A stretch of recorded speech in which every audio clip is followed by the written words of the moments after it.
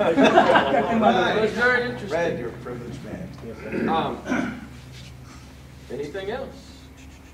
It's still kind of the movement like we talked about in class, like a rubber band where it contracts and extends. It goes Exactly. back and forth by him turning it, coming back and turning. You're still having the separation and contraction along with the rise and the fall. Right, the rise and the fall and the timing of the feet. There's exercises that we do to sort of move towards what you're addressing, and we can get into some of that. The central thing that I feel when I attack you, and you come and do your thing to me, is that you're rushing into me. Right here. And you haven't allowed my body to do its job. Correct. So we're going to be doing this like a communication. We're going to sort of talk to each other. Okay. And I'm coming in, and you're going to talk to me about coming off the line, but still projecting center into me, which is very, very good. But at the same time, you want to stay centered with that, and that's a good idea. Put your hands together so they stay more centered. Yeah, right, right. Yeah, this is already out. Exactly. And now, as that's occurring, there's going to be a tendency to rush into this space around here. But rather than that, I want you to just free up your feet so you're not really worried about just and having a conversation about rolling around this point in space. Okay. Just how is it when you turn around this? Because I'm going to come out of this screwed up condition here. And as I do, now feel the elbows go. Now rather than bend these elbows up, just sort of leave them out in space like a big spacer. So they're telling you where the feet got to go underneath you, right? If this just stays constant, so I'm coming back up, I'm having this conversation. Now you're feeling this going backward. Yeah. Because why? Your feet haven't moved to adjust, okay? So feel that again. You go, and rather than go back on your heels, yeah, just let your feet move. Ooh. Now you're starting to drive me this way. You're saying, I want you to go that way. And if this is happening to me in Randori, go ahead, do it. The conversation is this. Right. Right? Because you're not going where I'm going, right? You're not going where I'm going. So let's go back. Let's take a step back. You got me back. You got me here, right? And the arms are straight, and you're ready to take this energy off as I'm coming back up. And rather than concentrate on any of this, just relax this a bunch. Just hold on, but just lightly. You're just going to concentrate on when this foot hits the ground. Oh. Boom. Now, you're together with me. Feel it? Boom. And I can't quite reach it. Boom.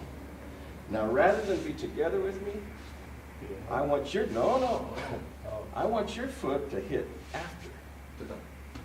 There you go. There you go. Hallelujah.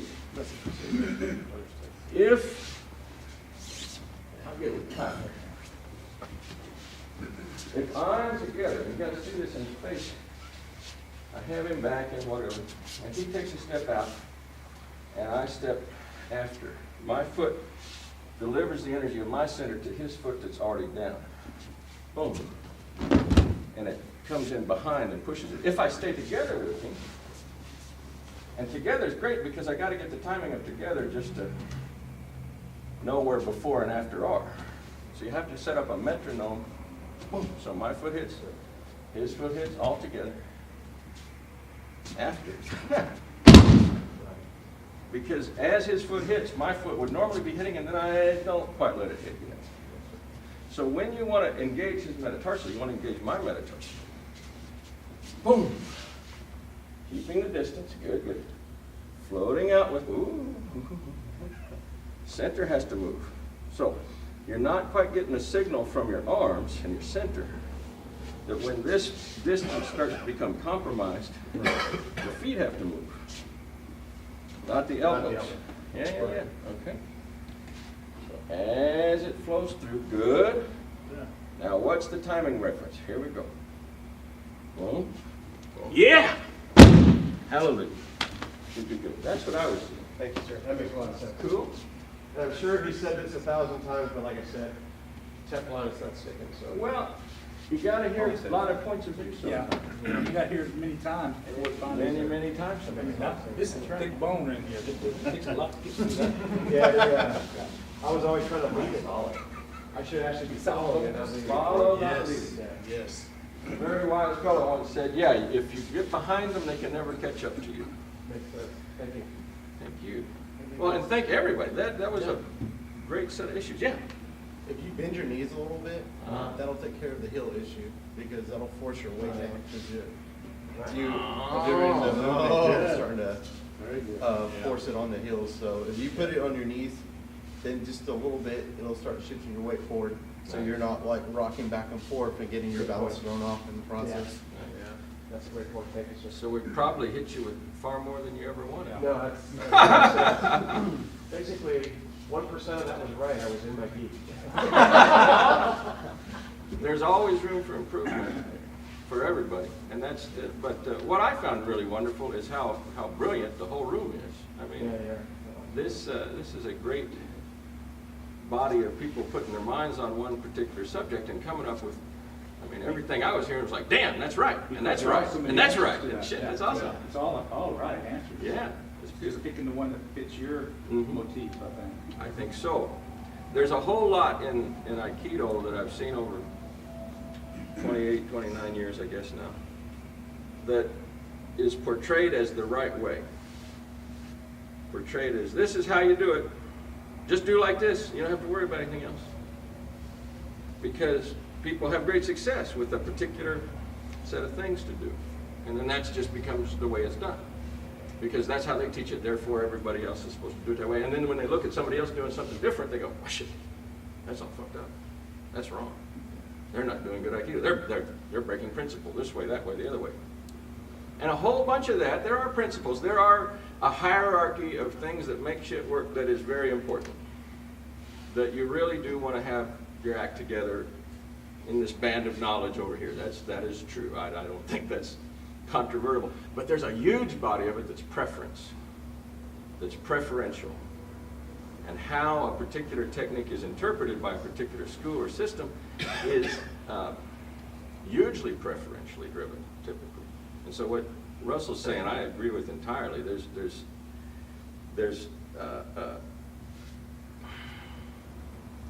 a lot of this stuff that's not really principle but preference, and people get hung up in it. Even defining what the real goal is. What I love what you were saying was, is the goal that a guy flies through the air? If that's the only thing that makes it count, then if that's the structure that we count as A, and everything else is some inferiority to A, then that's not actually a realistic goal. That's not the goal you have in Randori. I mean, it's nice when you get people flying here, but you just want to keep them off you, Yeah, exactly. right? That was the hardest thing for me to shift in Taekwondo, that is, in Taekwondo they teach, here's the exact motion, so you have this image of a standard, and you're trying to imitate that standard. Mm. And here, every time you do Kote-gaeshi, there's probably a different, unique adaptation. For that particular person, that particular day, you're making, you just don't know why you're making it. Yeah. And so the goal is, like you said, is to get them to be disruptive. You know, Sure. And as opposed, and I keep falling back into that, okay, here's the motion that I saw, so you're trying to do exactly that motion. That's not the drill at all. But that's a hard habit to break after like 45 years, so it's, Well, that's and what I'm learning as I Feel go. my pain. feeling into them so much. Also, we drive it from an idea in our head of what it's supposed to look like. Right. It's got to look like that or it ain't right, but it's a feel deal. Yeah. As long as we're at separation and we're going to close the distance with each other, our visual reference point's the big deal. Yes, sir. But the moment we come into contact Right. and we make this transition into contact, now we're in a completely different world. And your eyes are sort of immaterial to the deal. Right. Right? I'm feeling disruptive already. Yeah, I know, because I do that to people. So, it's okay. Relax with it. Don't fight it. Don't worry about it. It's okay. I will die quickly. It's all right. It's all right. But there's a disconnect when we stay locked into our visual frame of reference sometimes, when the appropriate thing is a feel deal, which is the closing the eyes thing. Yeah, beautiful thing. Well, cool.